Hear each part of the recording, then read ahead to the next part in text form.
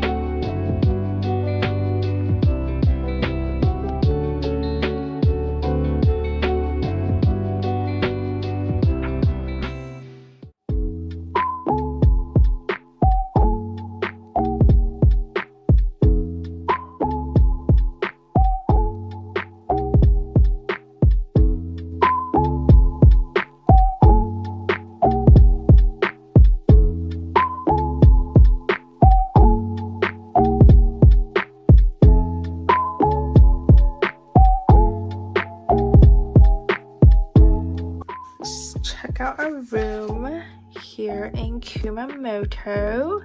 As soon as you walk in, you have a sink. We also have our slippers, shoehorn. I think this is like a About Me binder, and then hair dryer and room wear, so our PJs. And then as we go in, we have all of the amenities. We have some body wash towel. All the toothpaste and toothbrushes are kind of like buffet style downstairs, so we already got those. Now we have some cups, little tray area, chargers. Ooh, they have a nice pen. Definitely keeping that.